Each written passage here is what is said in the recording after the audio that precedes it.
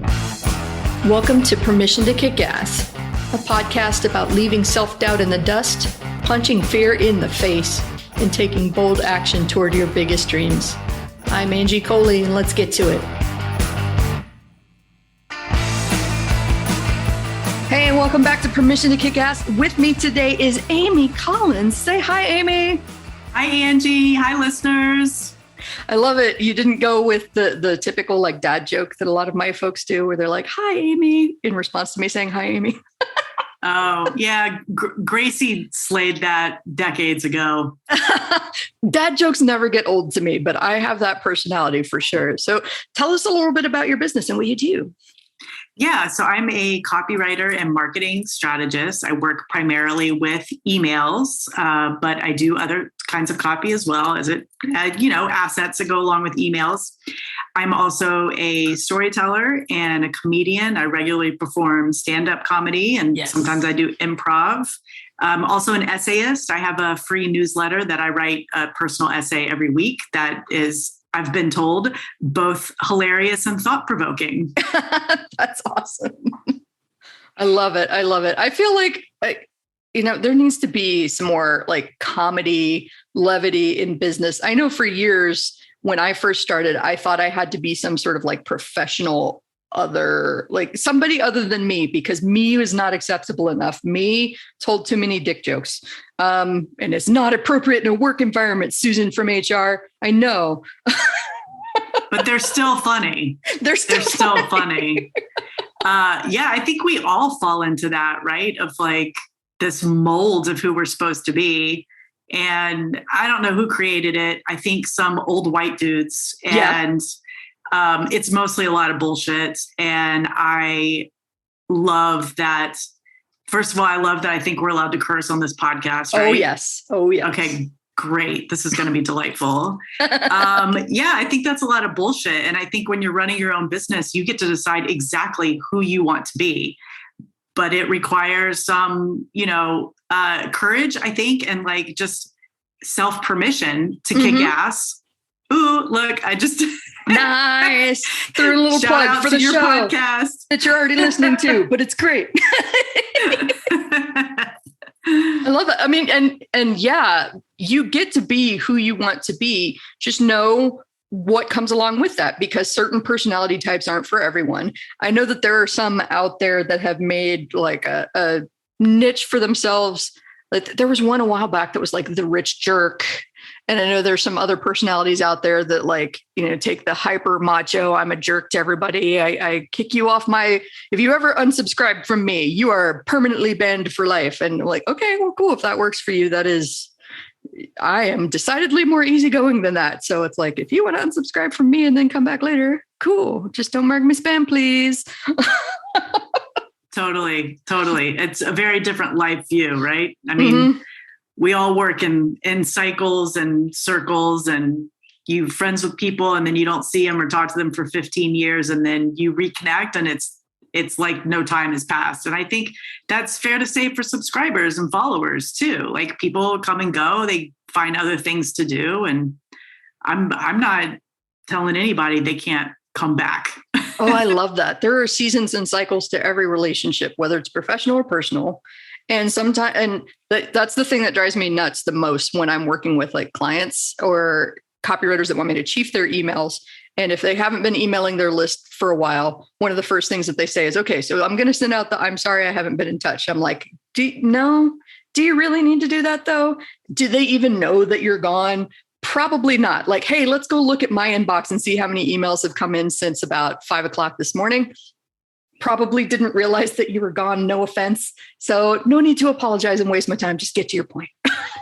Yeah, I agree with you completely. First of all, never apologize unless you've actually done something wrong, in which case own it. And unfortunately, most people are unwilling to apologize when they do fuck up. But no, I agree completely. And I think in the almost year that I've been writing my newsletter now, that's called Rude But Charming, I've missed like two. I know it is me. I think I've missed 2 newsletters, and I don't know if this is a humble brag, but I actually have people reach out and are like, "Are you okay? Because I didn't get your newsletter yesterday." But for the most part, no one's paying attention. Yeah. No one's paying attention. And whatever reason it is that you missed, it's not their business either. Like, just keep going. Just keep going. Yeah, I have a newsletter that's called Kick Monday's Ass. So you would think it comes out regularly on Mondays. Sometimes I just cross out Monday and put Tuesday if I just didn't get to it. Or Monday was like a national holiday. I do my best to observe holidays and weekends because that's how I want my fucking business to run. I don't want to be working around the clock and hustling and grinding myself into an early grave. But on that pleasant note, let's talk about business. Because I know before we started recording, you were telling me, I mean, we've all had bumpy years the past couple of years, but last year and the year before were kind of an adventure for you. You want to go a little deeper into that? Yeah, for sure. So I have been a copywriter or a writer of some form, journalism, essays, fiction, whatever, for over a decade, and like dipped in and out of it from time to time. And I was not doing any writing when pandemic hit.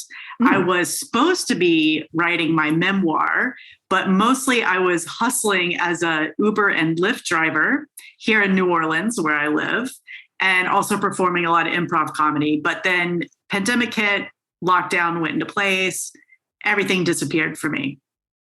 I started copywriting again because a copywriter friend was like, I've got too much work. Do you want a client?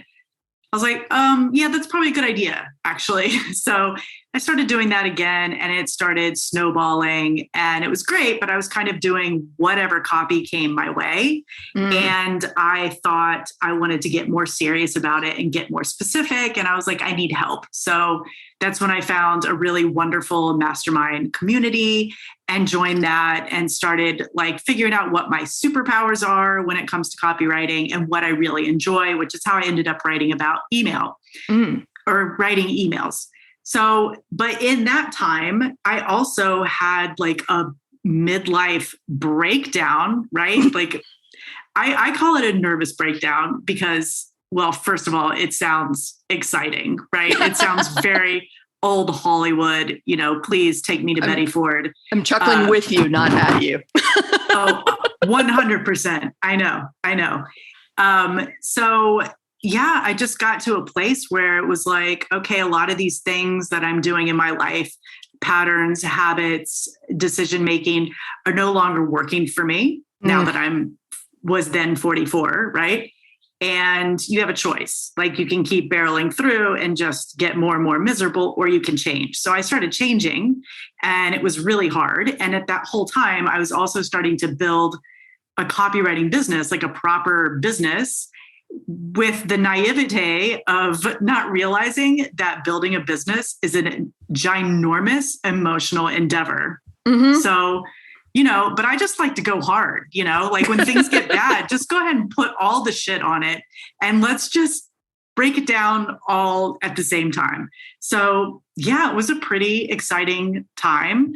I think I had approximately 627 breakdowns between like the lockdown and I'm going to say like last August, right? Wow. So yeah, it's the exact number of breakdowns you need to have the breakthrough to finally understand Gwyneth Paltrow's vagina candle. I love that. It was so funny because I was gearing up to say, like, put in this little witticism that I heard, and you caught me off guard with Gwyneth Paltrow.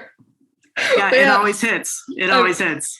I've heard that phrase, and I really loved this, not only because of the swear word, but how quippy it is. The shit happens so the shift can happen. And I was like, ooh. Put that on a mug.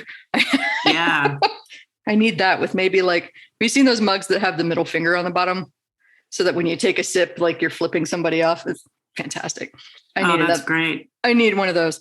Yeah, I was taking notes while you were writing all of that because it's easy from the outside or as a newbie to entrepreneurism to see all these people doing stuff, and you see kind of the professional, the button down, the established for years. And it seems like nobody else is freaking out and I'm freaking out all the time. What the hell is wrong with me?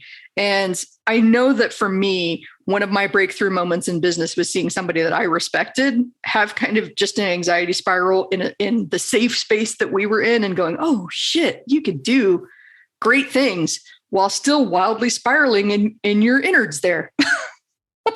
Yeah. I mean, I don't think there's this, plateau that anyone reaches where everything's just always okay. Like, that's not real. If you're living that life, you have a partial lobotomy. Like, that's not human. And I think more people are starting to talk about the hard part and the mental breakdowns and the struggles. But I also think it's still like very kind of taboo and background, and people are afraid to say like, hey, I'm human. And sometimes I just like can't really get through the day. It's hard, but that's real. And I think when you're working as a solopreneur, right, you're a solo business owner, even if you're in a mastermind program, which can super, super mitigate a lot of those struggles because you have other people going through it, but you're still ultimately on your own and you're making all your own decisions. And sometimes you get to the end of the day and you're like, I don't know how to feed myself. Like, I don't want to make any more decisions. Yeah. I think that's just real. And doesn't mean that I'm a fuck up or that I'm like not on top of it. It just means there are a lot of things. And it did take a therapist to tell me that, tell me that I was doing a lot of things. And I love the fact that you brought up, like, I don't want to make any more decisions. I don't want to make any more choices today, because decision fatigue is a real thing that, especially as entrepreneurs, you start to get firsthand, like, toward the end of the day, I'm just like, nope, no more. Like today, as an example, we're recording in March. I'm currently in Las Vegas, and somehow I thought I had it set to where this couldn't happen, but somehow I have 5 back-to-back podcast recordings today. It's going to be an adventure day, but because I bring so much energy and I have so much fun talking to people, that like by the time I get done with the last one, I guarantee you, all I'm going to want to do is like go pick something up at the drive-thru and sit here in the dark binge watching Netflix, because I don't want to talk to anybody anymore. And like, it's okay to know these things about yourself. It's okay to come up with solutions that help you cope with that, versus like feeling like you have to soldier on and be some sort of like Wonder Woman, Superman hero that's got it all together. I think a lot of people are surprised by the fact that if I perform on stage or I speak on stage, usually when I come off, I'm like, I love you. I need you to step back. Like, I just need to be by myself for a while. Thank you very much. Yeah, I think that's real. I think most people experience that. Like, I've now been doing stand-up comedy for not a tremendous long time, but long enough that I'm out at enough mics and doing enough shows that I'm watching other comics who've been doing it much longer than I am. And, there's a high when you come off stage for sure, but there's also, you need to protect that high, first of all, but also like you've just put everything you have right there on stage. And I'm sure like you feel that way when you speak and also when you perform music, Absolutely. I mean, to me, there's something that's almost literal about leaving it all on stage. And I've had blunt conversations with people before that were like, why are you being such a bitch? I'm just trying to give you a conversation. I'm like, not now. I don't need the compliments. I don't need for you to buy me a drink. What I need is to not be on the stage, and I need to be by myself. Just give me 15 minutes to get my shit together and we can talk later. Yeah, because I do need those compliments. I just need a minute. Yes. First. I will take all of the compliments that you want to give me. Please, like, shower it on me. I almost prefer that to like the dollar bill range. Just shower me in compliments. I love the praise, but like, give me a minute. I love that. That's perfect. And there was something that you said about that, about the whole process of like, I had to have this many breakdowns so that I could have the breakthrough, that really caught my attention. And that was about realizing that something wasn't working for you anymore and choosing to change. I always think that change has to be a deliberate choice that we make for ourselves. Yeah. I mean, I think it's always a choice, right? I mean, I think there might be circumstances that leave us with fewer choices, which is not something we Americans are accustomed to. I mean, we have way too many options for everything, right? But I do think it's always a choice how you respond or react to a situation or to another human. It's always a choice, and I don't always make the choice I want to make. Sometimes I wish I had made a better choice in my reactions, but I'm human. Yeah. And I think that's the other thing that I really learned through all this is that self-compassion and just like being patient with myself and allowing myself to not be perfect. I mean, perfect is a myth. I've been saying that for years, but like thinking something, knowing something rationally or intellectually and believing it with your whole body is two different things. Or like the rules that we apply to ourselves being different from the rules that we apply to other people. Because I know that I've always been way harder on myself than anybody else in my life. And that really changed for me. So I have a friend that I've known for 20 years at this point. And at some point in the last decade, we came up with a rule that's like, I can't talk to me in a way that my best friend wouldn't talk to me. And so like I approach that kind of internal self-talk from would I say this to somebody I give a damn about and expect that relationship to actually remain intact without like serious damage? Why do I talk to myself that way? That's damaging my relationship with myself.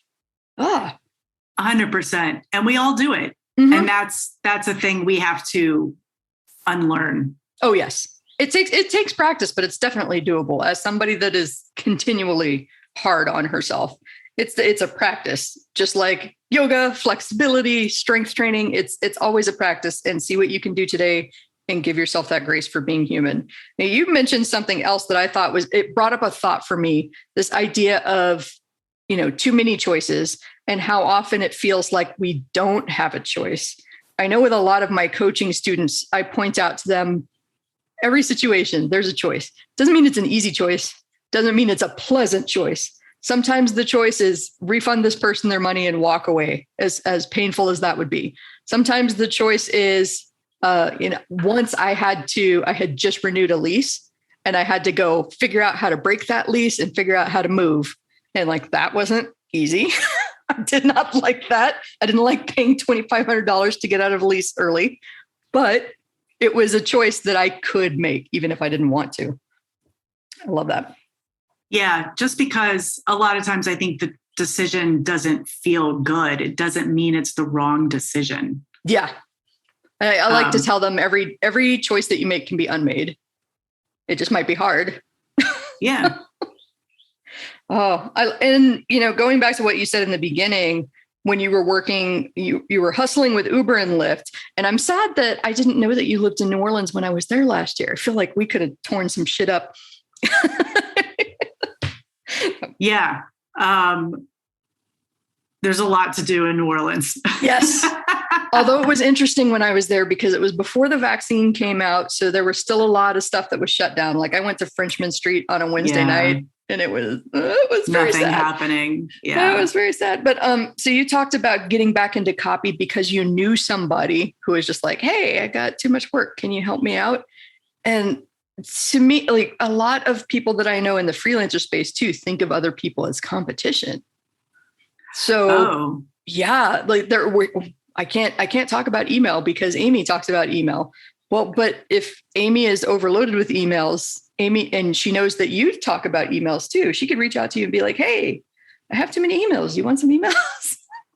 Yeah, for sure. So this friend we went to college together and we both are like writers, like she writes YA novels. Oh, nice. I wrote a dirty novel and then I write essays. And we both just do copywriting because we need money, right? And those other things don't really pay. But when I first got into the space of like copywriter communities and joined Facebook groups, and I did feel a little bit more of not so much competition, like we're competing for the same clients, but I have had conversations with myself about, I'm going to niche an email. Well, this other person's niching an email and this person. And then as I start working on developing products, because people ask me to teach them how to do what I do. So I'm in the process of figuring that out. And I have those same conversations, right? Well, this woman really does great on teaching email. And so does this woman. And I kind of had to stop and be like, yeah, but people want to hear from them or they want to hear from me. Mm-hmm. A lot of it is who do you like listening to? Whose perspective do you like? Who do you like the way they communicate? It's that almost more than the information, right? Mm-hmm. So there isn't really a competition. There may be some overlap, but I think when we get in these communities, our walls close in mm-hmm. and the world feels much smaller. Oh, yeah. But it's actually not. And when you step outside and you talk to someone who's not in these communities, and then the first thing they say is, I'm sorry, but what is a copywriter? Yeah. You're like, oh yeah, there's a whole world of people who don't even fucking know what I do. And some of them actually might want to be my clients or my buyers, right? So, it's just perspective, taking perspective. Yeah. And then we get in our heads too, especially if it's something that we've seen a lot before, because I know this happens in copywriting communities a lot. There's a lot of people teaching how to approach it because there's a lot of different ways to approach creating a sales message. And it really, at the end of the day, it comes down to what resonates with you, like you were talking about. But by the same token, almost everybody out there that's interested in learning about this is learning from probably a dozen different sources. And they're picking and choosing what works for them, or they're succumbing to shiny object syndrome and delaying taking action. But that's a rant for another day. If you're fascinated by cooking, you're probably following several chefs. If you love music, you're probably a fan of several different artists. Like, there is no I've picked my guru and that is it. I have planted the flag and never shall we move. No. People learn from multiple different sources, and that is a great thing because that makes your voice important, super important. Even if you've said it, something that has been said 1,000 times before. The way you say it could be the one thing that unlocked it for somebody and finally made it make sense, even though they've heard it before. Yeah. Yeah, I held back from interjecting because you were saying so many good things. Starting with, let's hope that people don't just find the one guru and follow them, because now we're talking about a cult issue. Yeah. And you are giving people money most often. So definitely self-check that. Make sure you have multiple gurus in your life. You're not in a community, you're in a cult. Be aware of the difference. I mean, I'm working on building a cult, but yes. Yeah, I feel like that's my next career. Nice. The Cult of Collins. I don't know. There's probably got to be a cool name for that somewhere in there. There is. I don't know what it is yet. It's going to come to me. I like the idea of a cult, but like a not serious cult. Like just a fun-based cult. So I'm in Vegas, as I mentioned at the beginning of the recording, and I'm in the process of planning my first event. And a lot of people seem to be it's about evenly split. Some people are really surprised to hear this, and some people are not at all surprised to hear this. My first event involves bulldozers. We will be driving bulldozers. I have to actually tell people coming to my event, you need to pass a breathalyzer test, otherwise you won't be able to drive a bulldozer. Add that to lists of things that I never thought I would say in my business. I'm in, by the way. Awesome. Put me on that cat, or what? Isn't that what they're called? Yeah, like the big bobcats. Oh gosh. Yeah. I was on the Grand Canyon Railroad on the way to the Grand Canyon last month, and they did something similar. Like, we have a bobcat if you look out the window to your right, and it was a fucking backhoe. They got us all with the best dad joke of dad jokes. So I want to go back to something that you were saying too, which is that people were asking you for this, and how easy it gets to get in your head and be like, I can't create this because there are so many other products about this out there. But people were asking you. They wanted you. Yeah. Yeah. And this has been going on for months, by the way. And I've been doing that thing of like, but this person's doing it and this person's doing it. And I don't even know how to tell you what I do because I work so intuitively. And I finally just, a couple of weeks ago, a friend in my mastermind program just kept pushing me. He's like, I just think you're going to be really good at this. So I was like, fuck it. I'm going to throw up a masterclass, teach a free class, and go from there. So this week I'm in the process of like, I'm teaching the class on Friday. So I'm like promoting it now, even though by the time this publishes, this idea will either be like a fully visioned product, like in like tangible, or it will be a distant memory. I can't wait to find out. In late July, I think you said you'll probably drop this, but yeah, so it's a matter of just deciding to just go for it and just looking at it as data collection, just a what if this works? What if it doesn't work? Like, just what if? I mean, otherwise I'm going to sit around like just thinking about what if I did do it when I'm not doing it. Mm-hmm. Yeah, it's so easy to get in that trap of like thinking it and overthinking it. And especially, I know that dudes do this too, but especially women, we like to have a backup plan and a backup plan and a backup to the backup plan and on it goes. Yeah. And the funny thing is that you can have plans A through Z, and then, problem 1.2 comes up that you never even saw in your alphabet of solutions. And I love that you pointed out that it's data collection, because I've said that before too. I think that if you approach every idea like it's an experiment, I don't know what's going to happen. I'm hoping for this outcome, but either way, I'm going to learn a ton. That's like the ideal way to approach these things. Love it. Yeah. I mean, plans at best are, they're dream adjacent. You know what I mean? Like, you can have all the plans in the world, but most everything about the plan is out of your control. Oh, yeah. But I think one thing that's also really helped me get here is doing stand-up comedy. Like doing open mics and stepping up there and trying out a new joke that I've not said out loud and see what happens. Because you can write it in a notebook. You can hear it in your head. You can recite it in your living room all you want, but you still are going to learn something from delivering it to a live audience. And you get feedback, and then you tweak it, or you throw it out, or, whatever. So it's constant trying shit in a very vulnerable, very seen environment. And you know what? Like, nothing terrible has happened. Yeah. So I'm like, well, what's to lose, right? I mean, this is the same thing. I mean, even if I totally bomb on Friday and I put something out that people are like, yeah, that was a waste of time. Like, okay, well, I'm sorry. And there are trolls out there for sure. Those are miserable fucking human beings, though. That they're just they're crabs in a bucket trying to pull everybody back in the bucket with them. Don't feed the trolls. But I think by and large, most people are decent, and that they're rooting for you to succeed. They're not waiting for you to put your foot in it so that they can make fun of you. Okay, maybe my best friend is probably going to wait until I put my foot in it and make fun of me, but we're going to laugh at each other. That's fine. Yeah.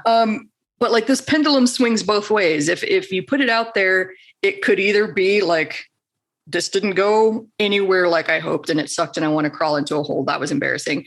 And it could go with like, that is the funniest fucking thing I have ever said in my life, and people were rolling and they came up after. It's like, when you're going down your anxiety spiral, make sure to swing that pendulum both ways. What if I fail?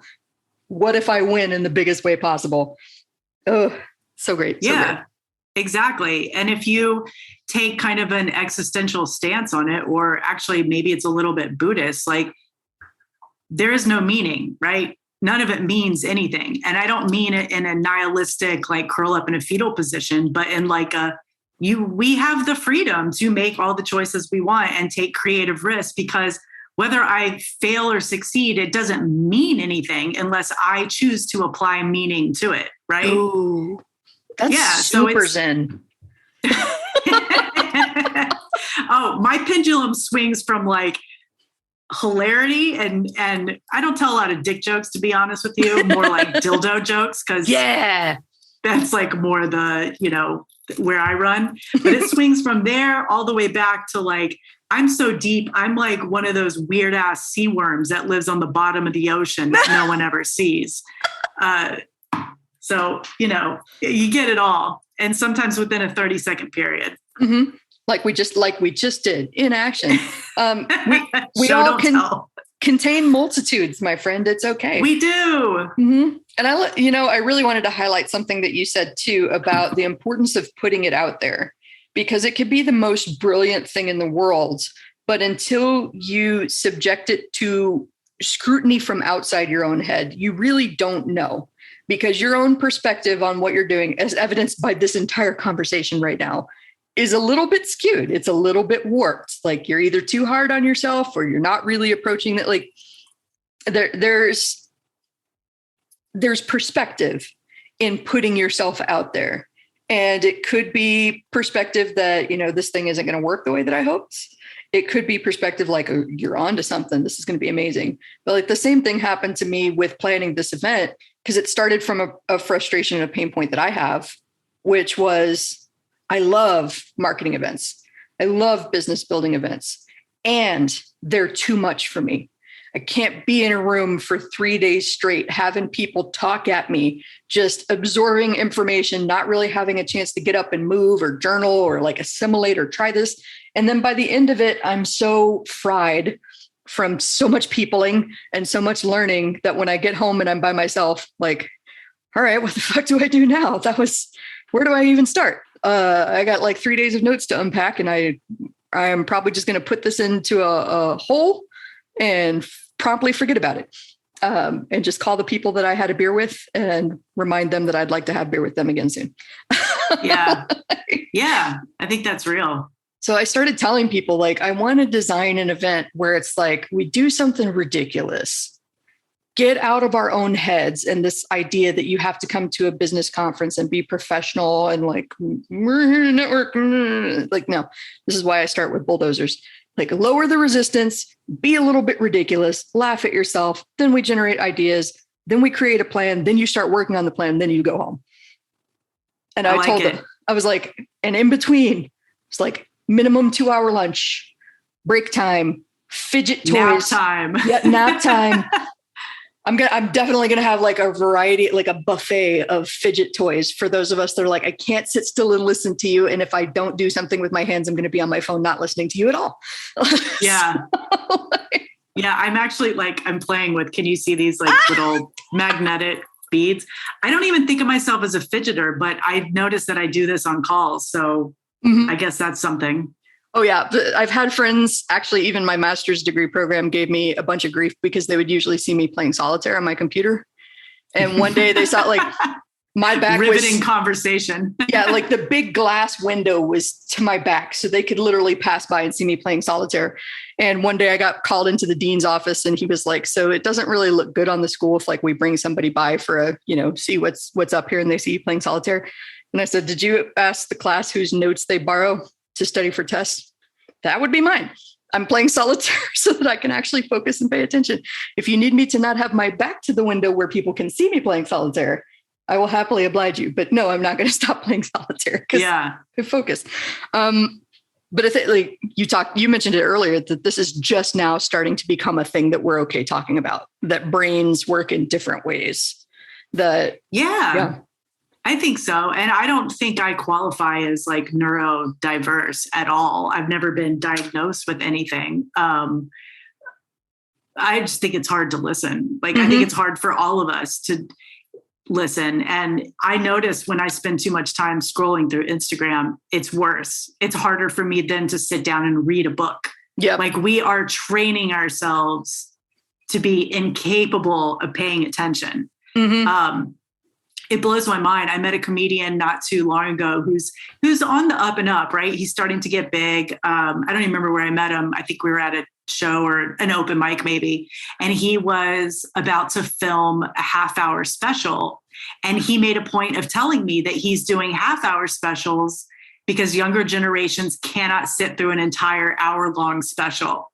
And I just thought, that is fucking insane. It is. That we are changing the medium to meet an audience that we think can't pay attention. That breaks my heart, right? I was going to say, the hour-long special is the standard, like that's the gold standard once you've hit an hour. So I just think that's fascinating. If anything, like Bo Burnham proved that I don't know if you watched Inside, I thought it was hilarious. And also kind of a microcosm of my brain, I think, thinks very similar to his. And I was like, yes, these are all the feelings that I'm having about being stuck inside too. But like, they were all like skits that just randomly jumped from one to another within the hour. And I was like, this is great. This is entertaining. I'm paying attention for more than an hour. Woohoo. Who knew? Yeah. Yeah. Oh, this is fantastic. So, So how you had the breakdowns to get you to where you're at. Tell us a little bit more about where you're at and where you're going. Great. Where am I going? Angie, I put you on the spot with that one. You would tell me that. Aren't you pulling tarot on this podcast for me? That's my best friend. They do that. Yeah. Okay. I am at a place where I am niching down to do the thing that I really, really love to do, and building in that direction. I am also, like I mentioned, starting to build products and creating a way for me to share what I've figured out in terms of writing specifically. That may branch out to other things. I don't know. Can I get a little bit woo? Yes, absolutely. Okay, are you familiar with human design? I've heard about it. Like, I went to one conference where the leader of the conference was very big on human design and had us take the test. I think can I remember this? I'm like a manifesting generator, I want to say. Okay. Yeah, that's one of the things. There's like 5 things you can be. So part of the lure of human design, if you want to dip in, and it is a crazy rabbit hole. It goes all the way to China. That's how deep that rabbit hole is.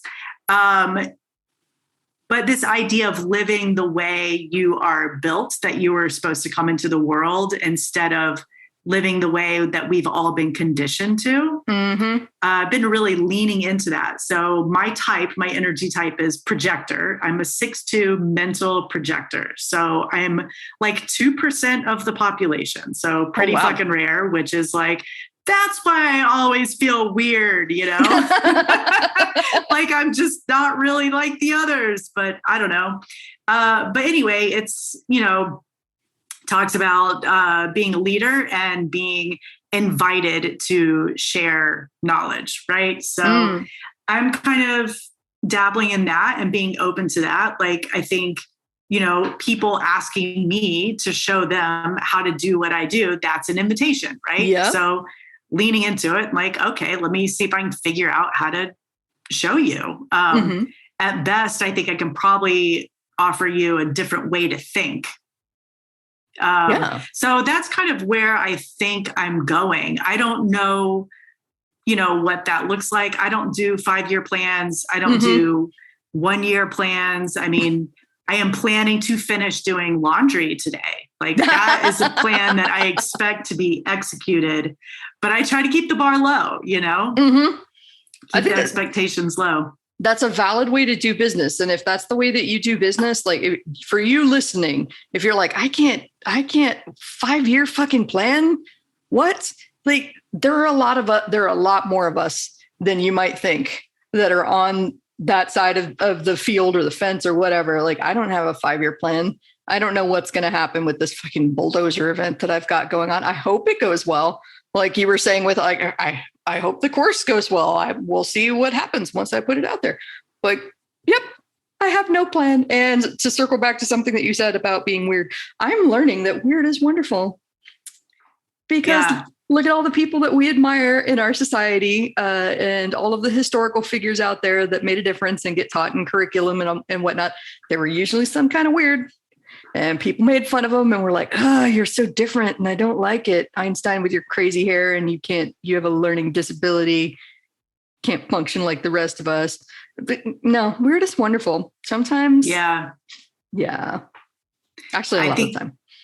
I think that's really true. The people that we end up admiring the most are the people who are most themselves. Absolutely true. Oh, This is fantastic. I have like so many notes, but we're getting close to time. So I want to give you time. Tell us how to find you and how to learn more about your business.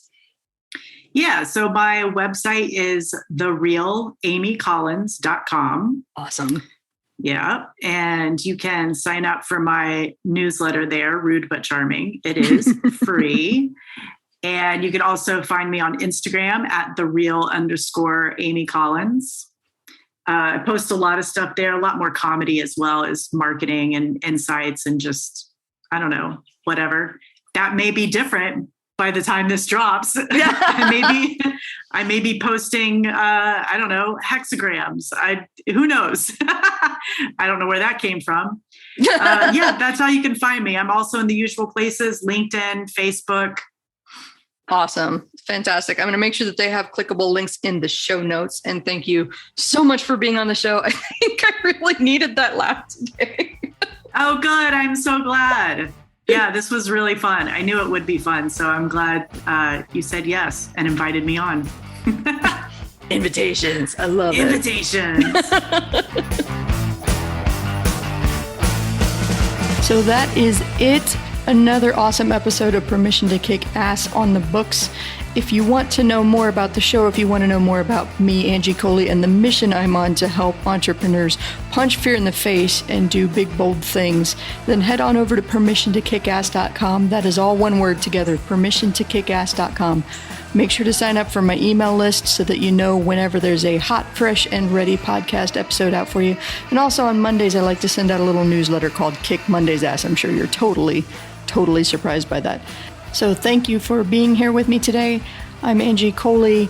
Make sure that you share this with a friend that needs to hear this message today. Like it, share it, comment wherever you're listening to this today, and let's go kick some ass.